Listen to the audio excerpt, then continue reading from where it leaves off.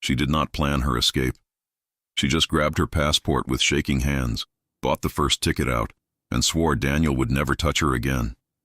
But when she woke up on the plane, there was a man sleeping on her shoulder, and people like him never appeared by accident. Olivia Carter didn't have a plan.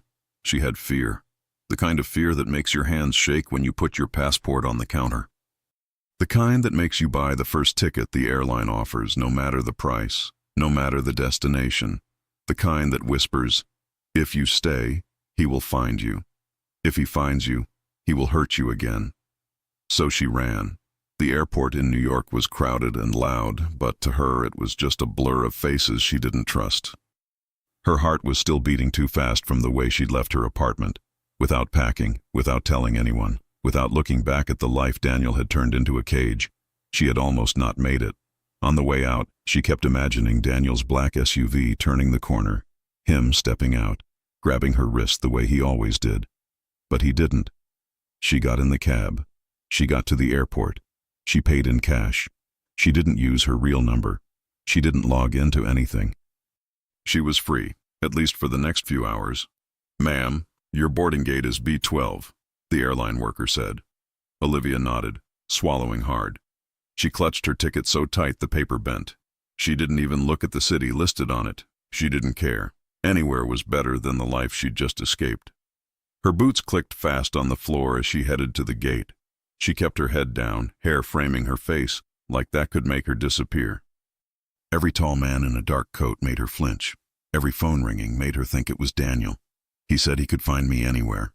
She pushed the thought away. The gate agent called her row. Olivia stepped forward. Once she was inside the plane, a little of the tension left her shoulders. The cabin smelled like coffee and recycled air. People were talking, laughing, putting bags away. Normal people. People who were not being hunted by an ex-boyfriend with too much money and too much pride. Her seat was by the window. She sat down, set her small bag under the seat, and exhaled slowly. You did it. You actually did it. She buckled her seatbelt. Her hands were still shaking. A few minutes later, someone stopped by her row. She looked up. The man standing there didn't look like the others boarding. He wasn't in vacation clothes. He wasn't stressed with kids. He wasn't a college student.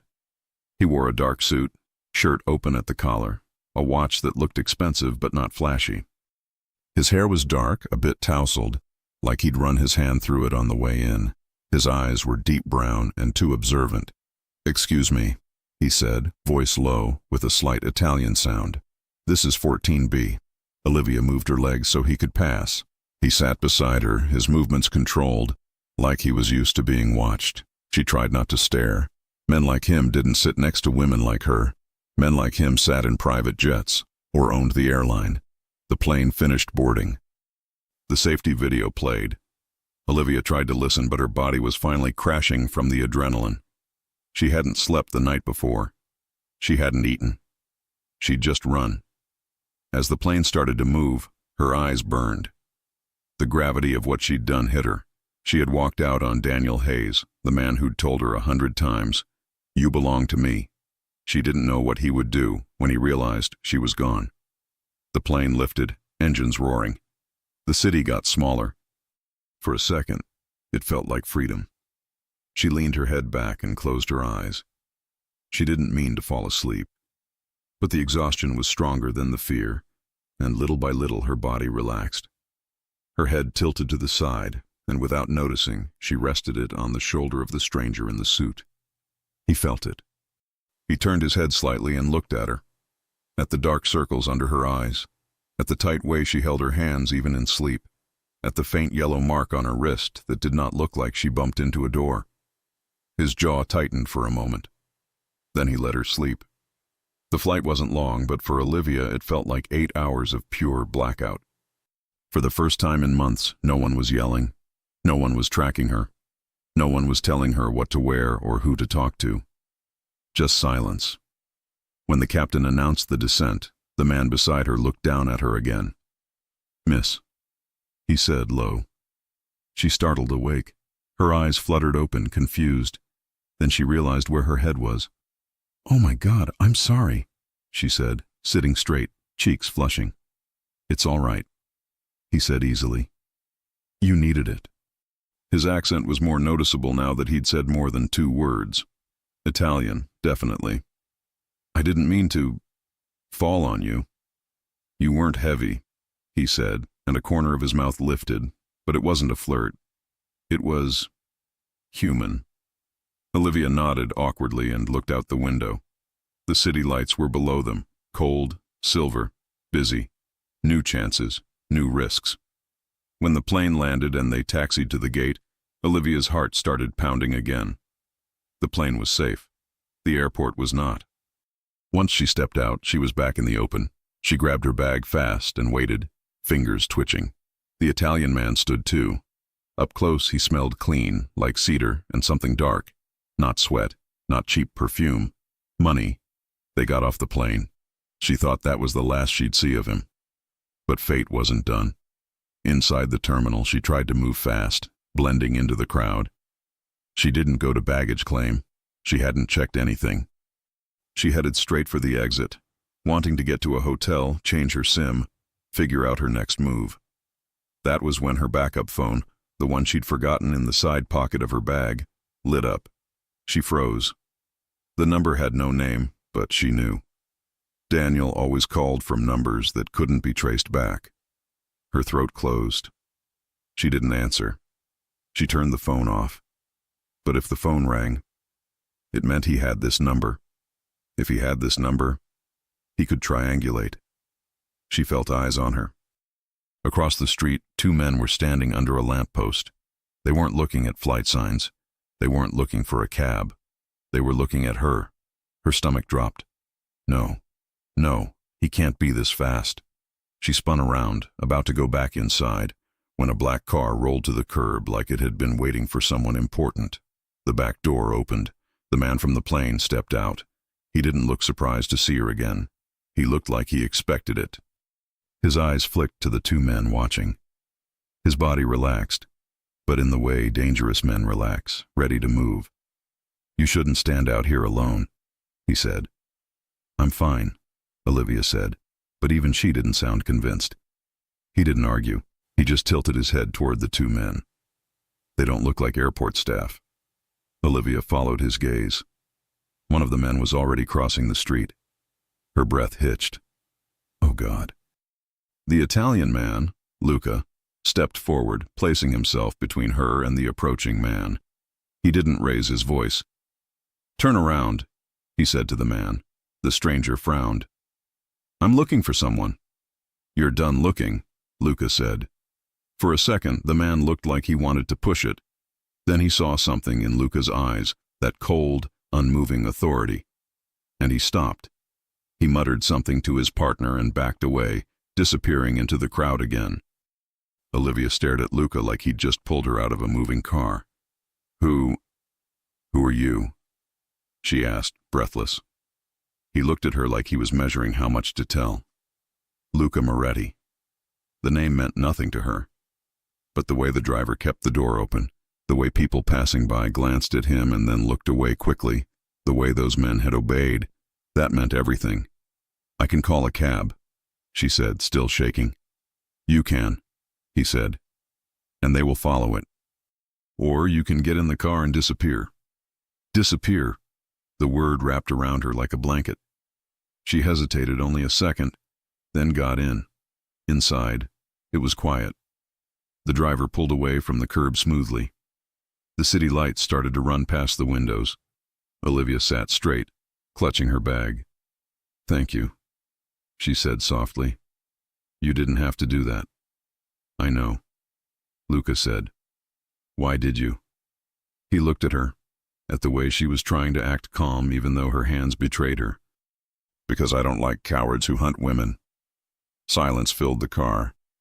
Olivia bit her lip. He'll keep looking for me, she said, almost to herself. Who is he? Luca asked. She swallowed. Saying his name out loud felt like giving him power again. My ex. Luca's eyebrow lifted. Ex? He doesn't accept that part, she said bitterly. Luca nodded once, as if he'd seen this before. Men like that don't stop. I know. The car stopped in front of a high-rise with mirrored glass. Not a public hotel, something more private. The kind of building that either belonged to a company or to a man. A second man was waiting at the entrance. Tall, short dark hair, alert. He opened the door for Luca. "Boss," he said. Then his eyes flicked to Olivia, curious. "Marco," Luca said. "She's with me." Marco's curiosity vanished, replaced by professional focus. "Understood. Boss." So she hadn't imagined it. He was important. Important enough that other dangerous men backed off. Inside, the elevator ride was silent. Olivia kept thinking she should leave, that she shouldn't bring more trouble to a stranger, that Daniel would come after anyone who helped her. But she also remembered Daniel's hand around her throat, his words in her ear. "You think anyone will stand between us? I'll destroy him." She couldn't face that alone. The elevator opened to a floor that looked like a luxury apartment, not a hotel. Dark wood, glass, city view. "You can stay here tonight," Luca said. "You look like you need rest. We'll talk in the morning." "We?" she repeated. "If he's already tracking you," Luca said, "then you're already a problem for me. And if you're a problem for me, I need to know who I'm dealing with."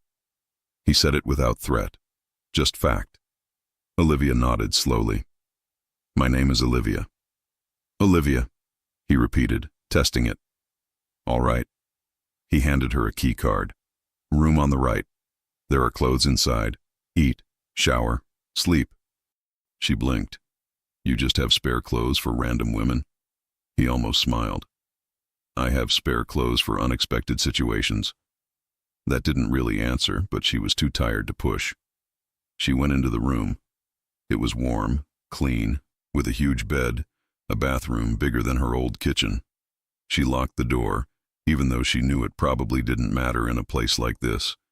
She dropped her bag on the chair and finally let her shoulders sag. She had made it. She had gotten away. Her phone, the one she should have thrown away, buzzed on the nightstand. Her blood ran cold. She picked it up with shaking fingers. Unknown number. She answered. "Olivia." Daniel's voice came smooth and poisonous. "You almost made me work for it." Her heart stopped. "How did you really thought you could walk out and I wouldn't know?" he said. "You used the card to buy the ticket. You turned on the backup phone. You're not as smart as you think." Tears burned her eyes. "Leave me alone, Daniel. That's not how we work," he said. His voice dropped. "And whoever is helping you will regret it." The line went dead. Olivia stood there, shaking. He was close. He knew she was in the city. He would come. A knock sounded on the door. "Olivia," Luca's voice said from the hallway. "You're not all right." She opened the door a little. He was standing there, sleeves rolled up now, eyes sharp. "He called you?" Luca asked. She nodded. "What did he say?" "That he's close." Her voice broke. "And that whoever is helping me will regret it." Luca's eyes darkened. Not with fear, with anger. "What's his name?" he asked. Daniel Hayes." Luca looked like he was memorizing it. Then he said, in that calm, lethal tone that made men at the airport back off, "Then Daniel Hayes just picked the wrong woman to chase." The night outside kept moving, but inside that hallway something shifted. She wasn't running alone anymore. And Daniel had no idea who had just stepped between them. The city never really slept, but from Luca Moretti's penthouse, it looked like it might. The noise was distant, the light muted. Down below, the streets glowed with passing cars and thin ribbons of fog. Inside, everything was quiet except for the sound of Olivia Carter's footsteps pacing the living room floor. She hadn't changed since last night. Her hair was still pulled back, her coat still on, eyes wide and red from exhaustion. She'd been waiting for morning to come, but it felt like time had stopped after that call from Daniel.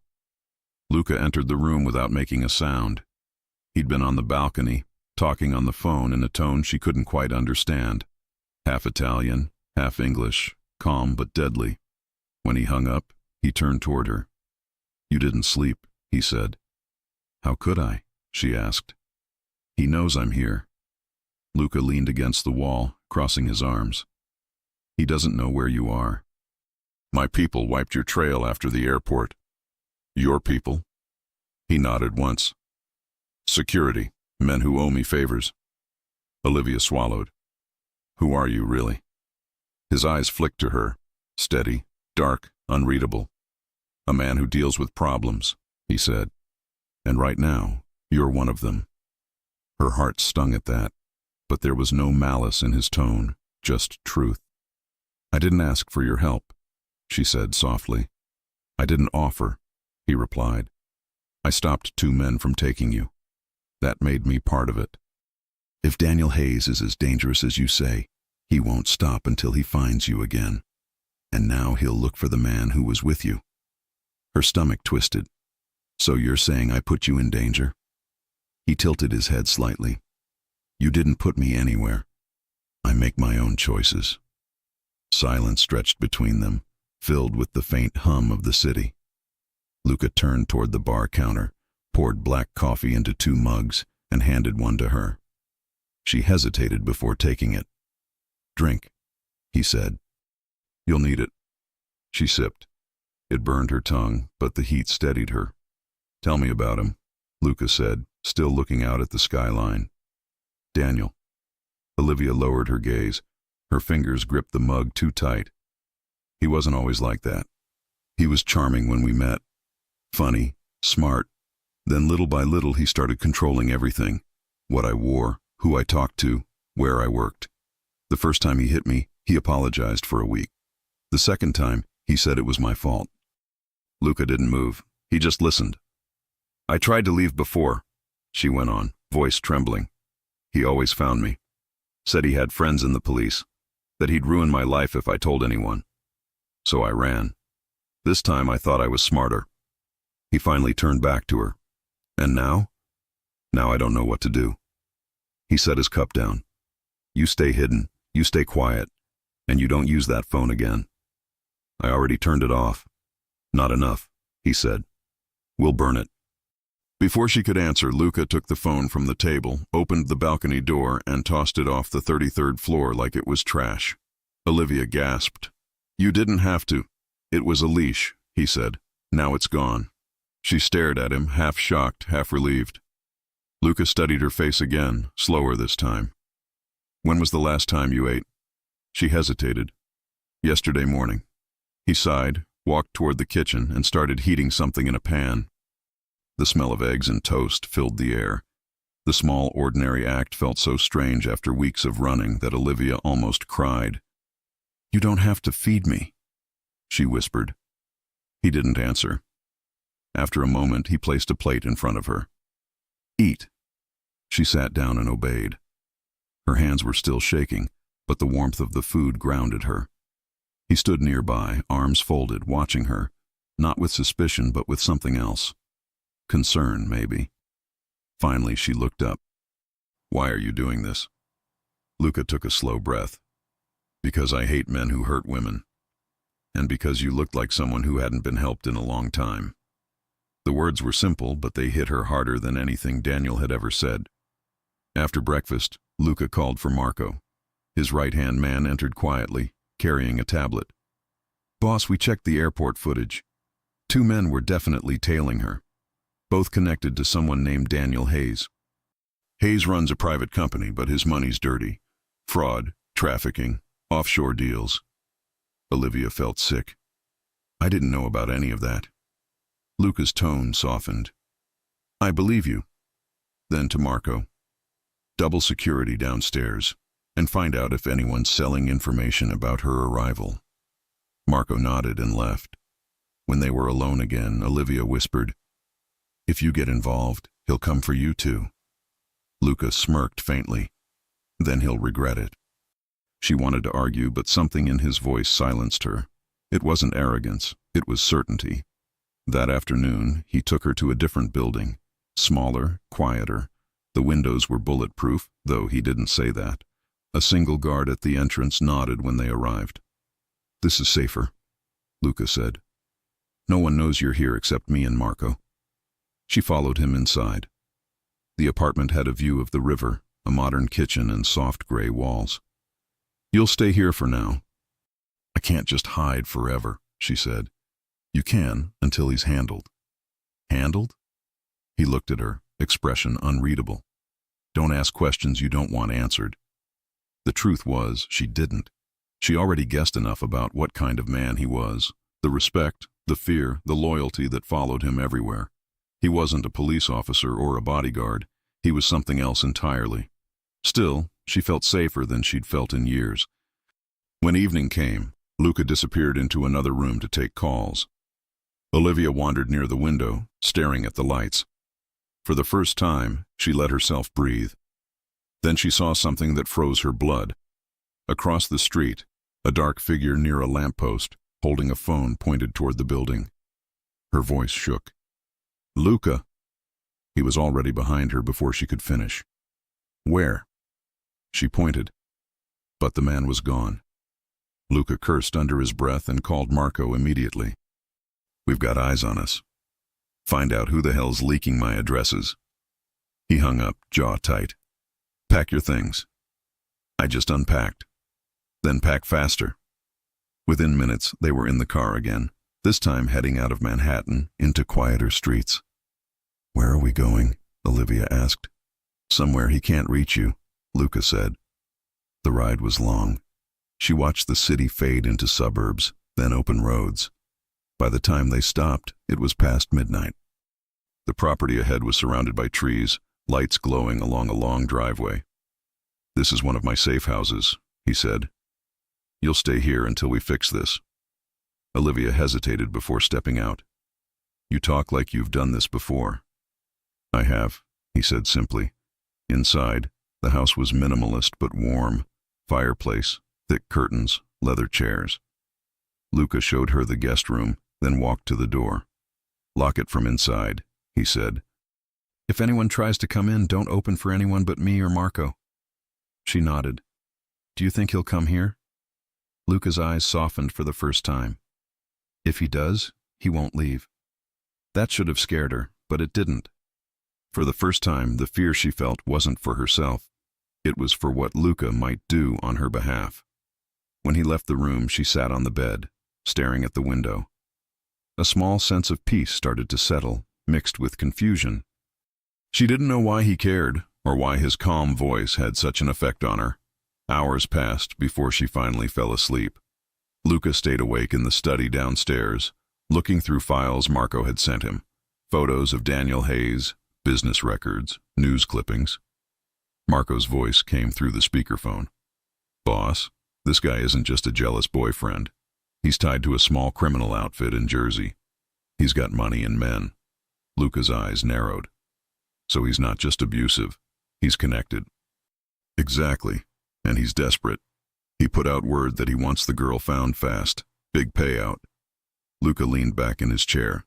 "Then tell the streets the contract's canceled. Anyone who touches her answers to me." Marco was silent for a second. "You sure you want to claim her protection officially? That sends a message." "I want it sent," Luca said coldly. "Tonight." He ended the call. From upstairs, a faint noise caught his attention. A nightmare, maybe. A muffled sound. He hesitated, then went to check. Olivia was tangled in the sheets, whispering in her sleep. "Please, stop." Luca stood at the door, jaw tight. He didn't wake her, but he stayed until she calmed. Something about seeing her like that hit a part of him he thought was long gone. When he finally returned to the study, he poured himself a drink and stared out at the dark woods. "Daniel Hayes," he muttered. "You have no idea who you're dealing with." Morning came quiet. Olivia found a note on the kitchen counter. "Eat. Don't open the door. I'll be back. L." The smell of coffee lingered. There was food waiting, still warm. For a few minutes she stood there, unsure whether to trust it. Then she laughed softly at herself. She was hiding in a Mafia safe house, being told to eat breakfast like a normal person. But she ate. Later that day, Luca returned. He walked in with his sleeves rolled up, a bit of blood on his knuckles, like it was nothing. She froze. "What happened?" He looked at her briefly. Nothing you need to worry about. Luca. He rinsed his hands at the sink, water running red for a second before turning clear. One of the men who followed you yesterday had a loose tongue. He won't anymore. Olivia swallowed. You killed him? He turned, eyes calm. No. I made him talk. She didn't know what to say. Part of her wanted to run. Part of her felt safer than ever. Luca sat at the table, voice steady. He confirmed what Marco found. Daniel has people searching. He offered money to anyone who reports seeing you. That means you don't leave this house. And if I do, then you die, he said flatly. The honesty of it sent chills down her spine. Luca softened his tone. I'll keep you alive. That's the deal. What deal? The one I'm offering, he said. Stay under my protection until this ends. You follow my rules and no one touches you again. She stared at him. Why are you really helping me? He looked straight into her eyes. Because I can, and because men like him deserve to be afraid for once. Something in his voice made her believe him. Outside, the sky darkened again, thunder rumbling in the distance. Olivia looked out the window, then back at him. And what happens after? He didn't answer. His phone buzzed on the table. Marco's name lit up the screen. Luca picked it up. Talk. Marco's voice came through, urgent. Boss, we've got a problem. Someone tried to enter the building from the back gate. He asked for her by name. Luca's eyes narrowed. Is he still breathing? For now.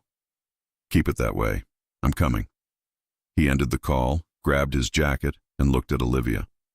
Stay here. Do not move. Luca, what's happening? Daniel's close, he said. Closer than I thought. Then he was gone, the door slamming behind him. Olivia stood frozen in the empty room, her heart pounding. She walked to the window and saw headlights moving fast down the road. She didn't know if Luca was chasing the danger, or if the danger was already on its way to them. The night outside Luca Moretti's safe house was darker than usual. The moon hid behind clouds, and the trees around the property swayed under a restless wind. Inside, everything was still, too still. Olivia sat on the couch, staring at the door. Luca had been gone for almost 2 hours. She kept checking the window, expecting to see headlights again. Every sound made her flinch, the refrigerator humming, the fireplace cracking, her own heartbeat. When the handle finally turned, she jumped. Luca stepped inside, the hem of his coat wet from rain. He looked calm, but his jaw was tight. Behind him, Marco followed, scanning the room like a soldier after a mission. It's handled, Luca said simply, shaking the water from his hands. Olivia stood. Handled how?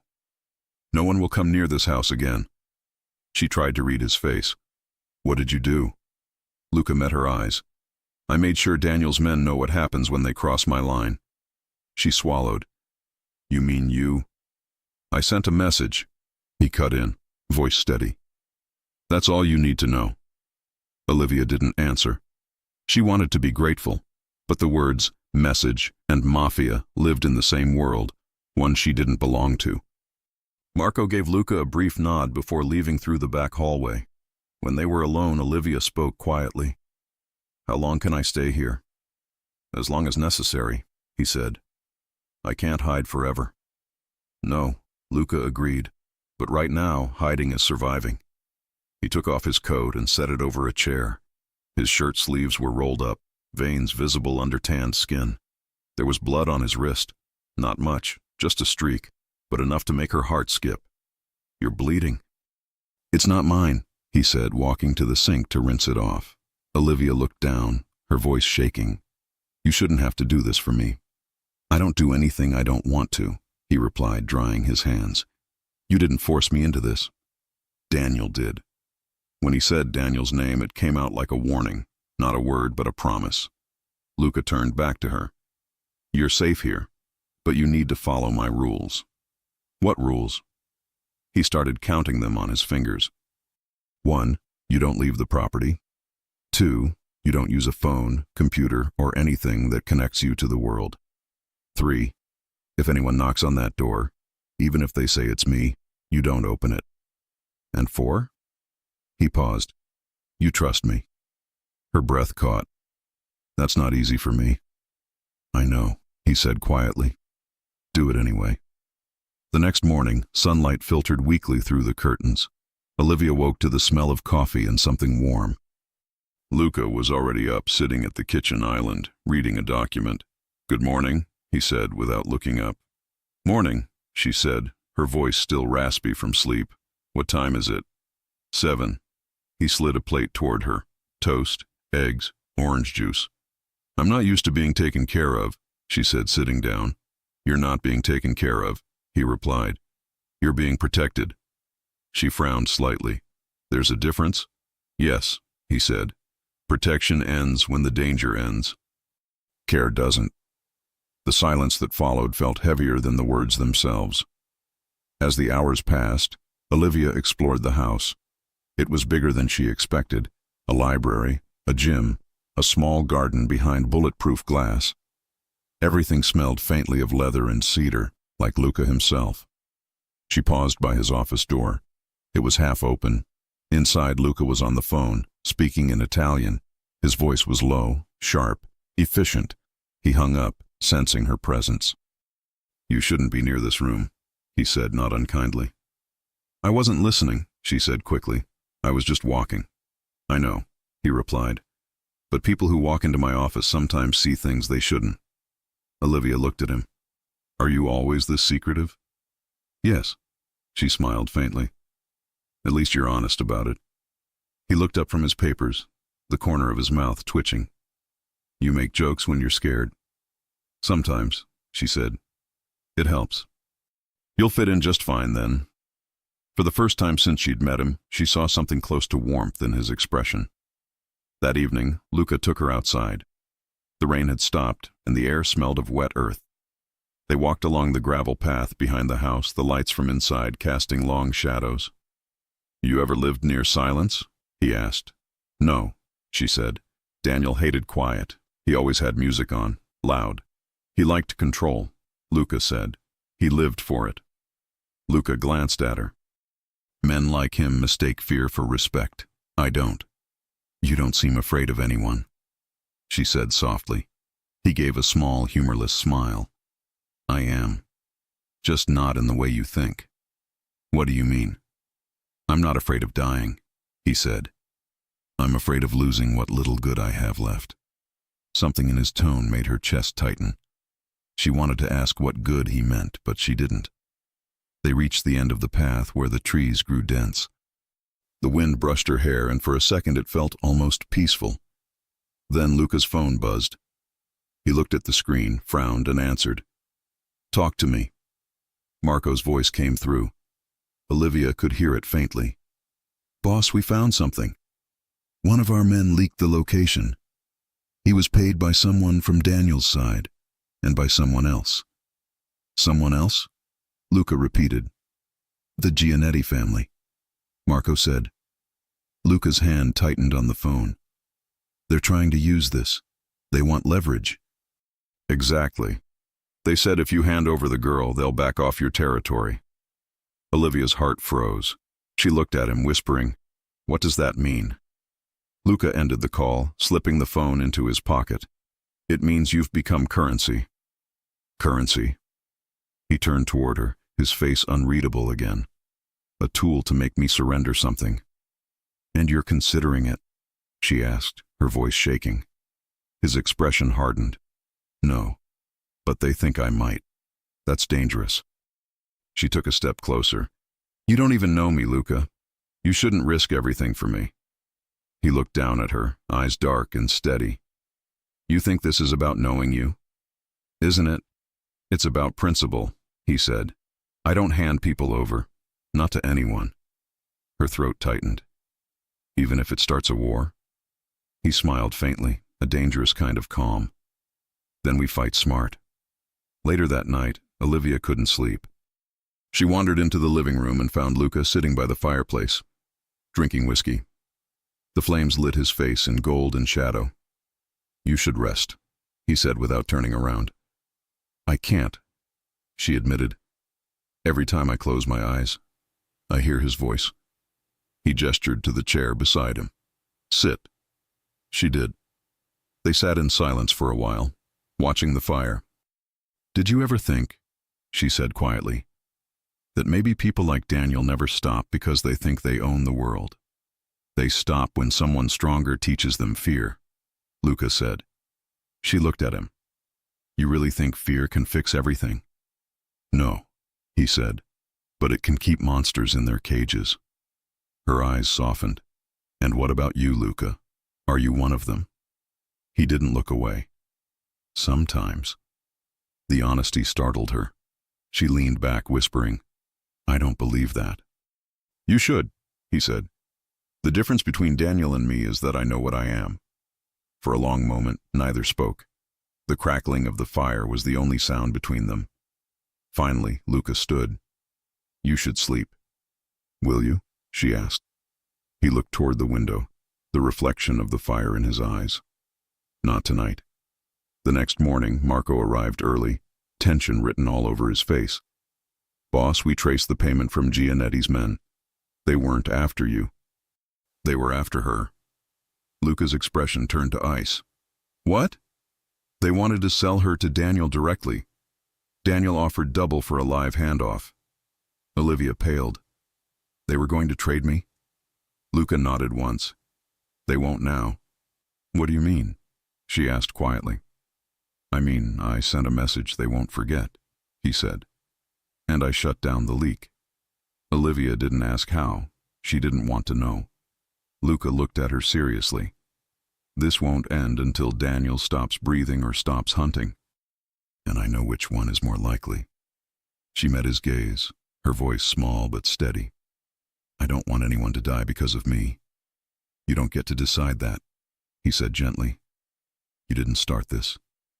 Tears welled in her eyes. Then when does it end? When I say it does. That night, after Marco left, Olivia stood by the window again. She could see Luca outside near the carport talking to his men. The cold air made his breath visible. He moved like a man who carried weight on his shoulders but refused to show it. She watched the way they looked at him, respect mixed with fear, and she realized something. Luca wasn't just dangerous. He was lonely. When he came back inside, she met him at the door. Thank you, she said softly. For what? For not letting him win. He stared at her for a long moment, then said, Go get some rest, Olivia.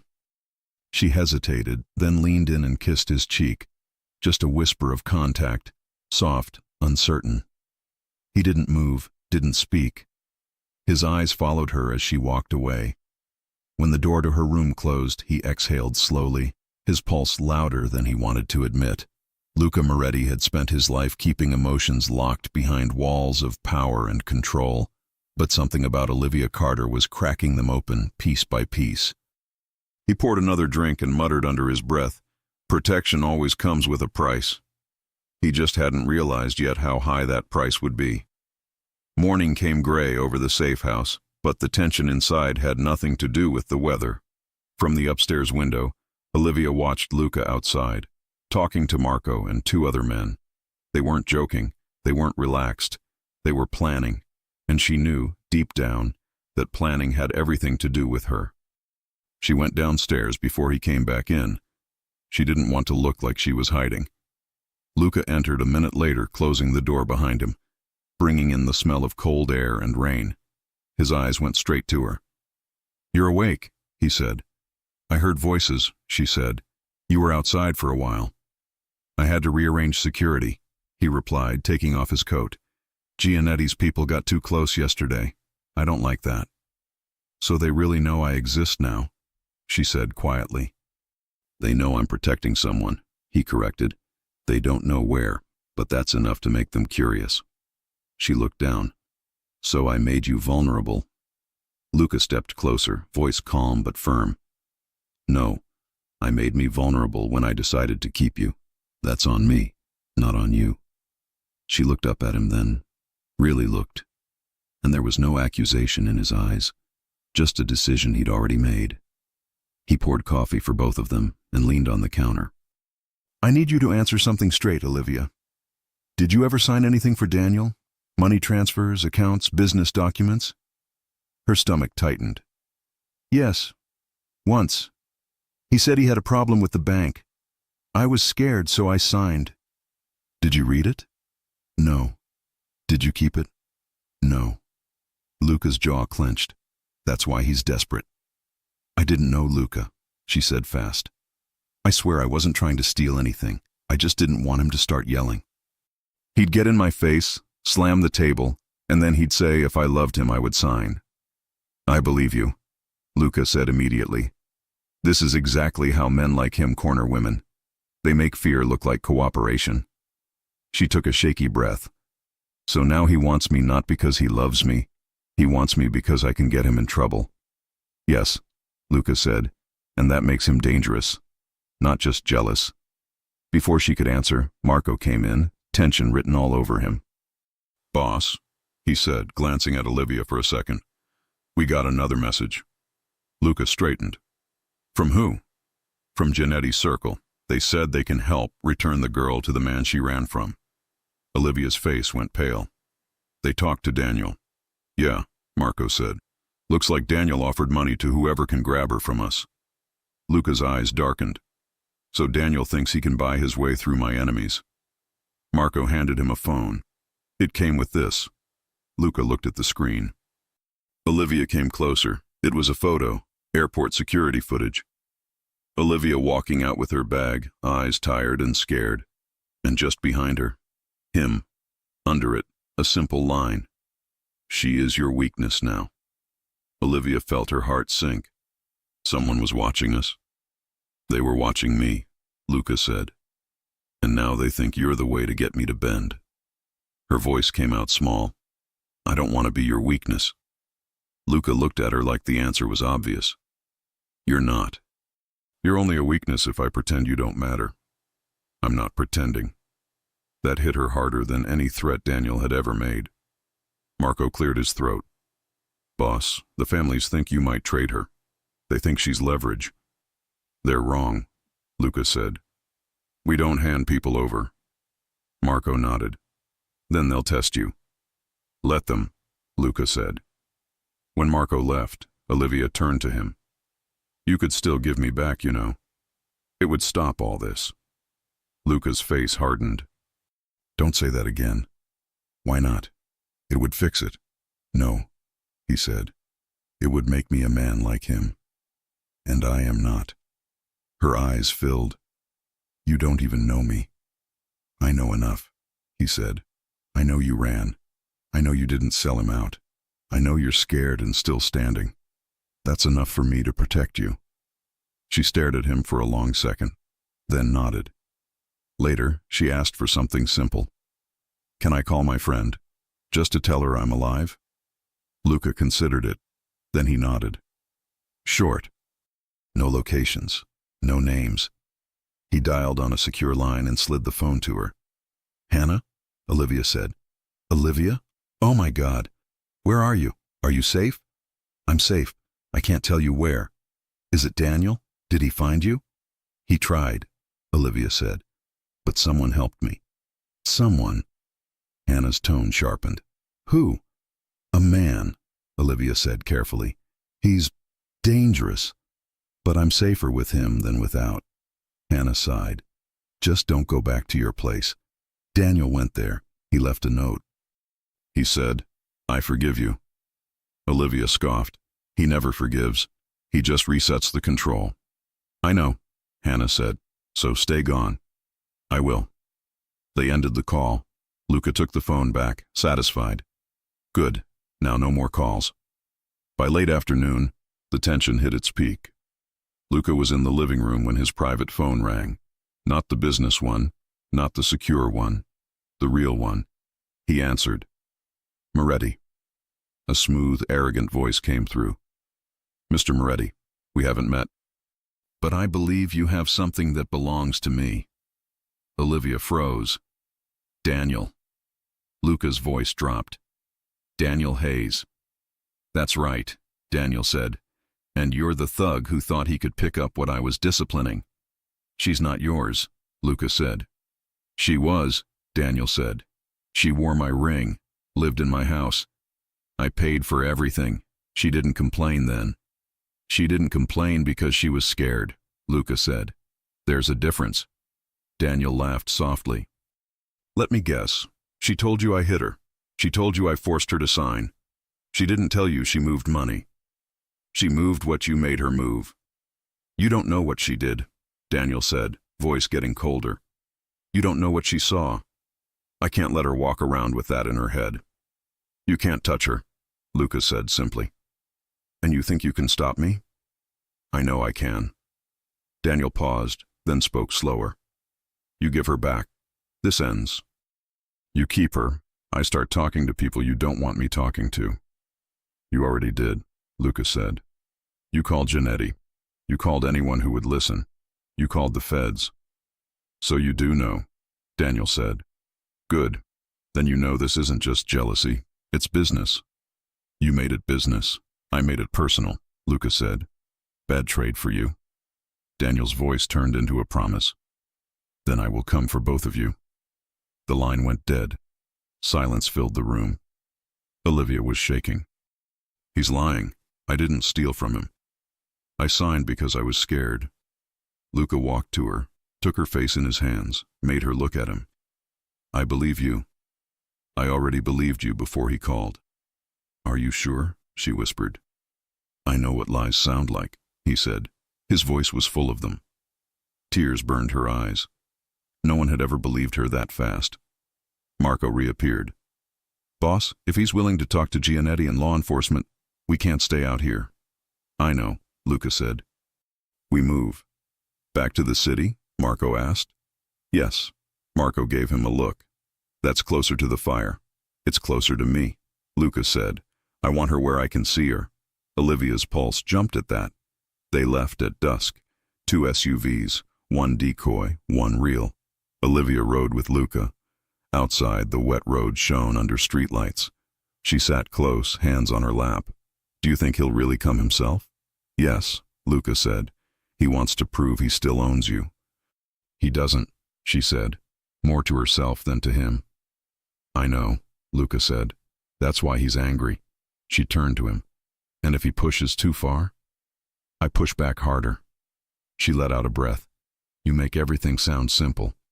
It is simple, he said. You're under my protection. Anyone who tries to take you dies or disappears. The end. She stared at him for a second. That doesn't scare you? What? Choosing me over business. He glanced at her. I've made worse choices for less. That made her smile, even in the middle of danger. Halfway into the drive, Marco's voice came through the radio. Boss, tail, black sedan, holding distance. Luca didn't even look back. Decoy stays straight. We turn. The car turned off the interstate onto an older road through warehouses. The tail followed the decoy. Lost him, Marco said. He's following the wrong car. Good, Luca said.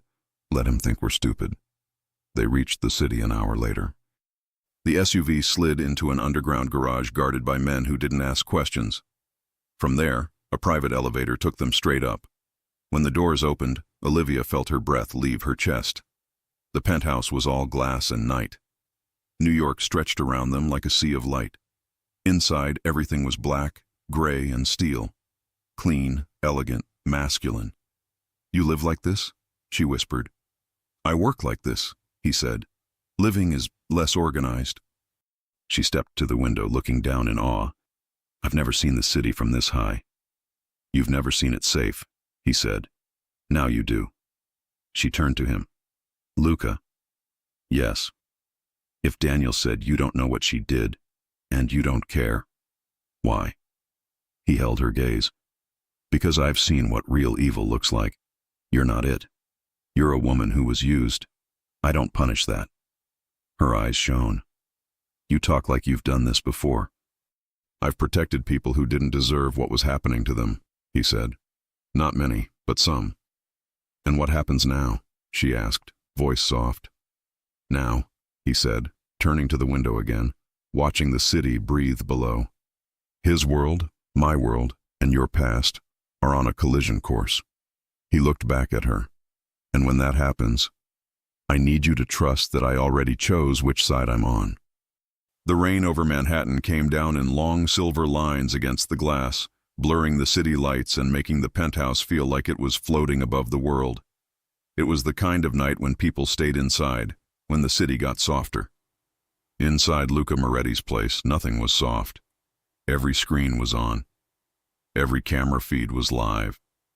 Marco was at the console, watching the lobby, the elevator, the garage. Two of Luca's men were in the service hallway, out of sight but ready. The entire floor was locked, and in the middle of it, Olivia stood by the window, arms crossed over her chest, trying to slow her breathing. She wasn't running anymore, but she was shaking. Luca saw it. He walked over, sleeves rolled up, tie off, the same calm on his face he wore when he gave orders. "Breathe," he said quietly. "I am," she said. "It's just, tonight feels different." "It is," he said. "Tonight we stop reacting. Tonight we end it." She looked at him. "By using me as bait." His mouth twitched. "You make it sound uglier than it is." "It is ugly," she said. "He wants me. You want him. I'm the string between." "You're not a string," Luca said. "You're the reason he'll walk through that door, and the reason he'll stay down." She held his gaze. "And if something goes wrong?" He didn't blink. "Then I get you out." "You can't promise that." "I just did." There was something in the way he said it, steady, final, that made her swallow the argument. He'd been consistent since the airport. "I protect, you let me." Tonight was no different, just louder. Marco approached, tablet in hand. "Boss, we confirmed the trail. Daniel used her name on 3 accounts, Cayman, Panama, and one here." Olivia turned. "Here?" Marco nodded. "New Jersey bank, fake business account, all under your SSN, all tied to his shell company." Her shoulders slumped. "So I could really go to jail for something I didn't do." "If he stays alive, yeah," Marco said. "If he doesn't, he won't," Luca cut in. Marco nodded. "Then it dies with him." Olivia looked between them. "That's it? That simple?" "Simple is the most effective," Luca said. "He built it. He can't testify if he's gone." She hesitated. "Luca, are you killing him for me, or because he's a problem?" He stepped closer, lowering his voice. "Both. I don't like men who hurt women, and I don't like men who think they can touch what's under me." Her cheeks warmed at that. "Under you?" "Under my protection," he corrected, but his eyes didn't move from hers. For a second, the danger faded, and it was just the two of them, her with wet eyes and a brave face, him with a gun on his hip and a heart he didn't show to anyone else. Then the elevator alert chimed softly on the console. Marco straightened. "Movement downstairs."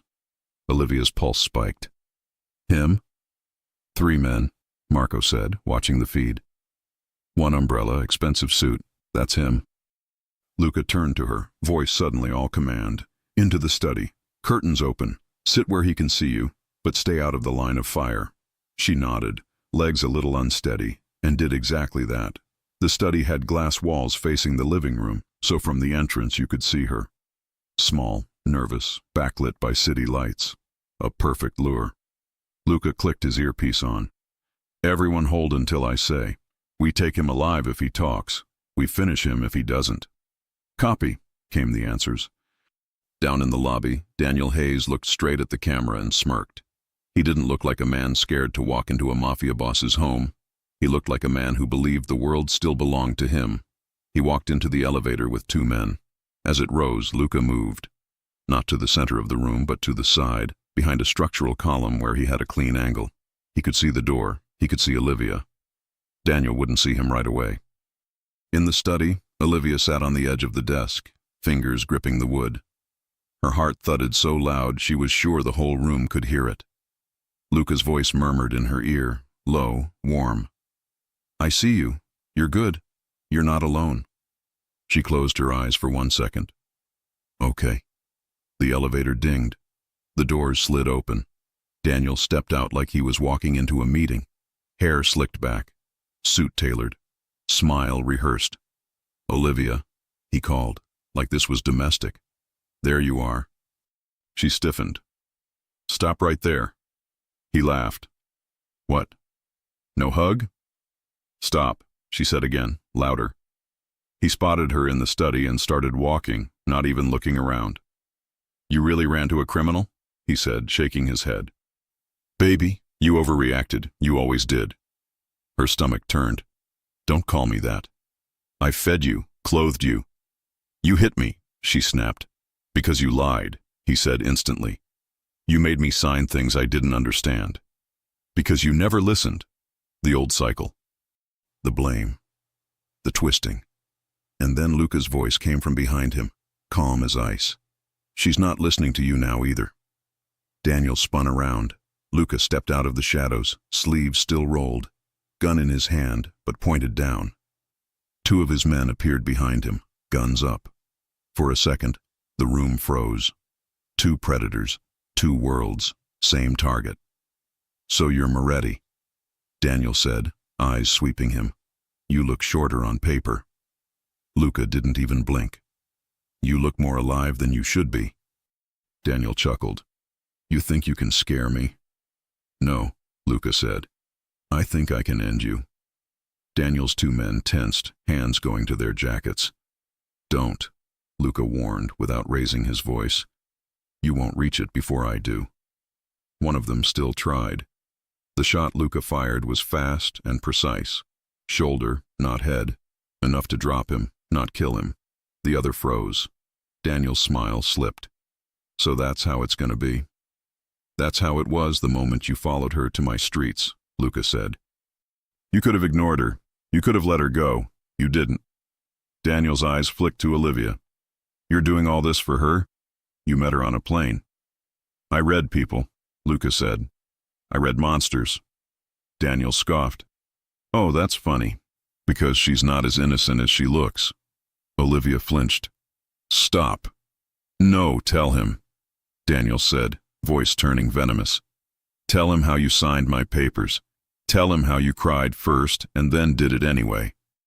Tell him how you used my money to open a second account. I didn't, she cried. You forced me. She's lying, Daniel said, eyes on Luca now, trying to wedge in doubt. She lies to survive.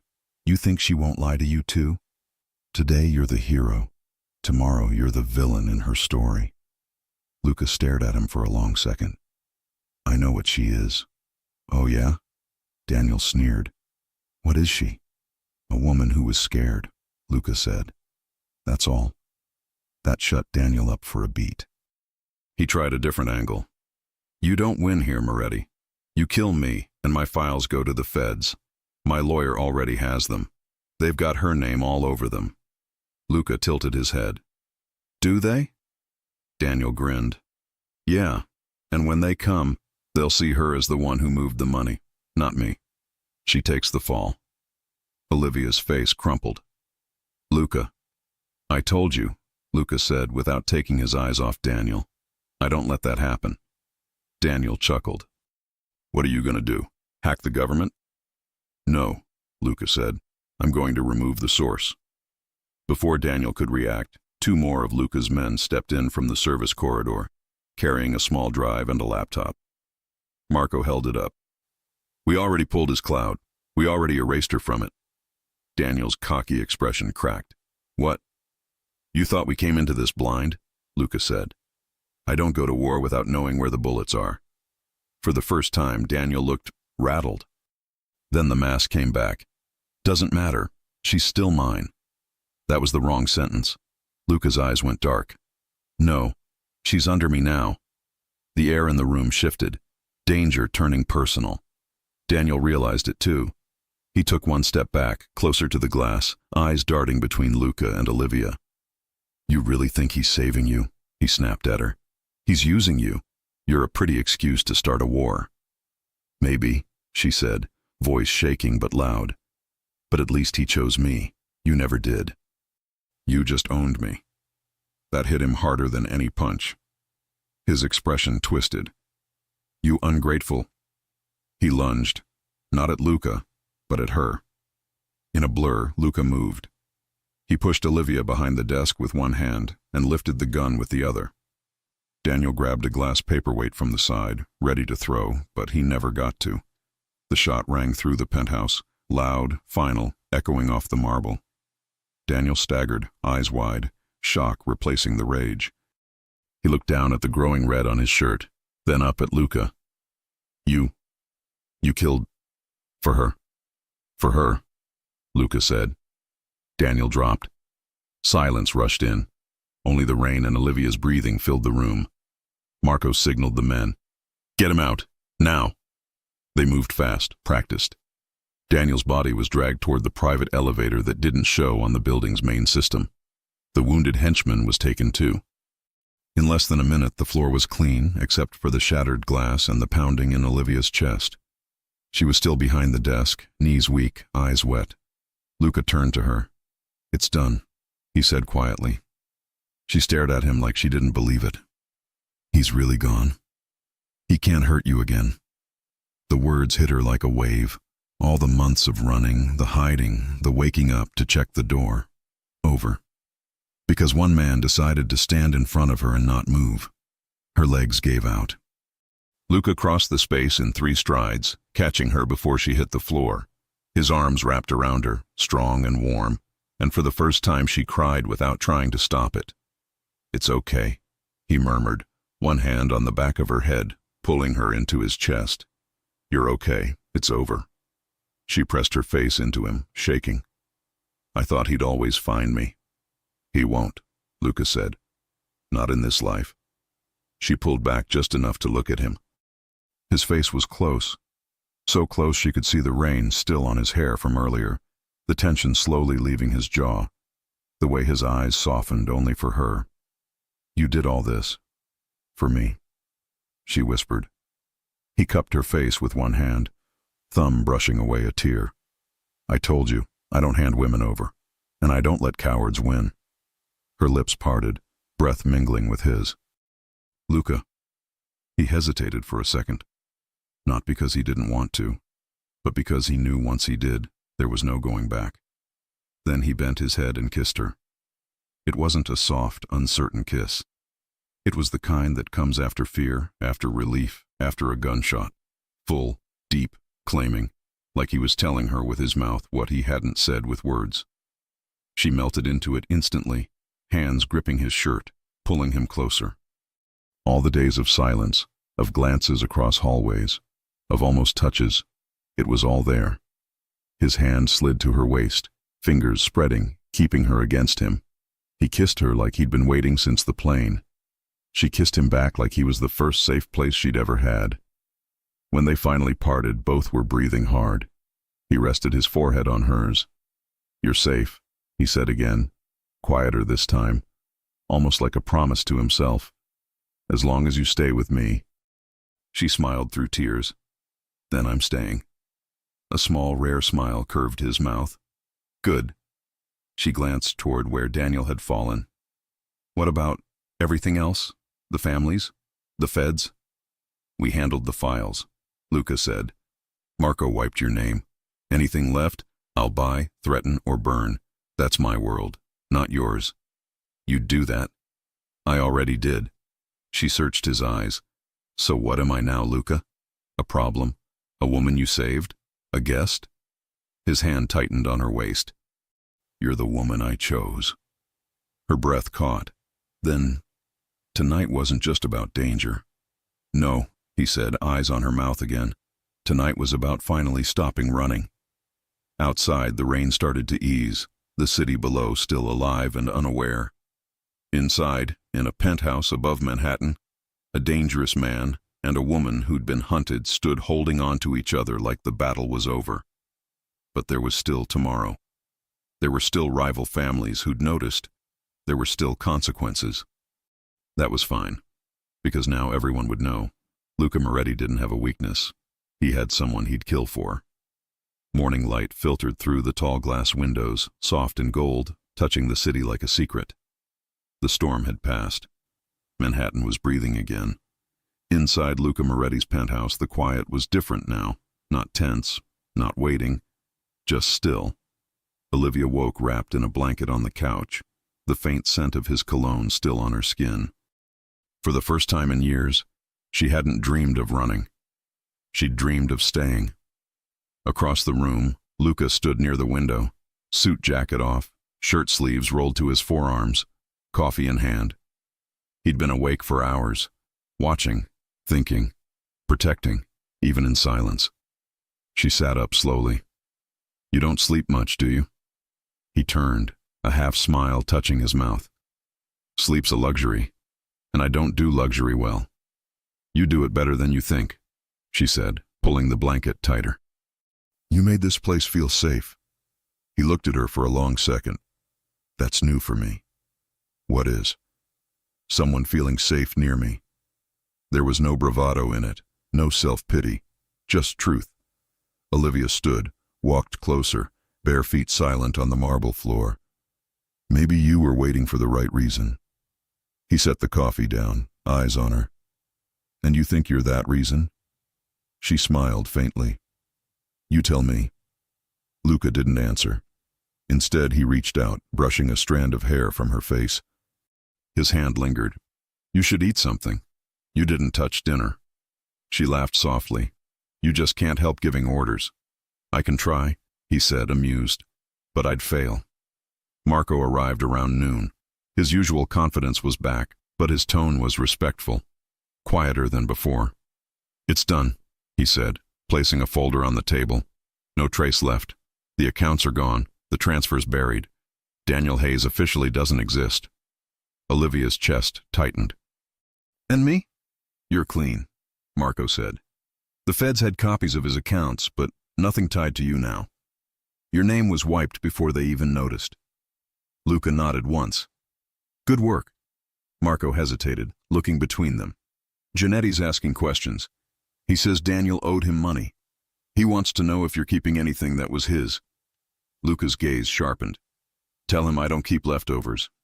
Marco grinned faintly. "Thought you'd say that." As he left, Olivia turned to Luca. "Won't that make things worse?" "It will make things clear," he said simply. "Clarity keeps people alive." That afternoon, she stood on the balcony overlooking the skyline. The sun was setting, painting the city in orange and rose. She hadn't realized how beautiful peace could look. When Luca joined her, she didn't turn. She just said quietly, "I should go, shouldn't I?" He froze for a second. "Why?" "Because you've done enough. You risked your life, your business, everything. I can't keep hiding behind you." He leaned against the railing beside her. "You think that's what you're doing?" "I don't know what else to call it." "You call it living," he said. For the first time. She looked at him. "You'd really keep me here?" "I don't keep people," he said. "But I'd ask you to stay." Her heart skipped. "And if I said yes?" He smiled faintly. "Then I'd have to learn how to make breakfast for two." She laughed, soft, warm, the sound he hadn't realized he missed. Then she grew serious again. "Luca, I don't belong in your world." He turned fully toward her. "My world's not about marble floors and suits. It's about loyalty. And you've got more of that than half my men." She shook her head, smiling sadly. "I'm not like them." "No," he said. "You're better." Days passed. The tension that had ruled their lives began to fade. Olivia started to breathe again. Long walks on the terrace, coffee on the balcony, moments when she caught Luca watching her and didn't look away. He never said the word love, but it was in the way he stood between her and the door, the way he remembered how she liked her coffee, the way he listened when she spoke. One night she found him in the study, papers spread across the desk, contracts, numbers, security updates. "You're rebuilding," she said. "I'm cleaning up," he replied. "When something rots, you cut it out." She hesitated at the door. "And what happens when you're done?" He looked up. "Then I start something new." "With who?" she asked quietly. He studied her for a moment. "Maybe with you." Her breath caught. "You don't even know what I'd want." "I know you want peace. You want truth. You want a man who doesn't lie to you." She swallowed. And what do you want? He smiled slightly. I want to stop being a man who only destroys things. She crossed the room and placed her hand over his. Then start with me. His eyes searched hers. You sure? Yes. He turned his hand, fingers lacing with hers. Then it settled.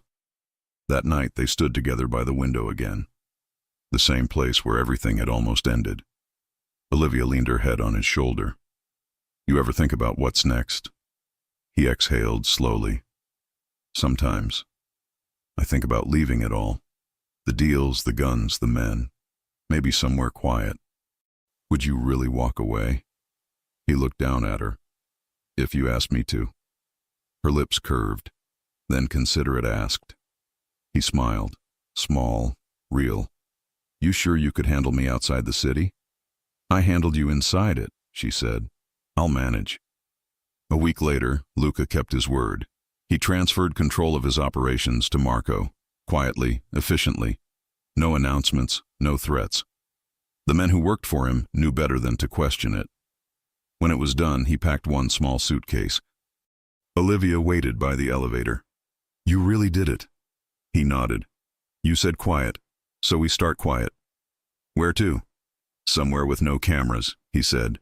No bodyguards. No one who knows my name. She smiled. That's a lot of places. Then we'll take our time.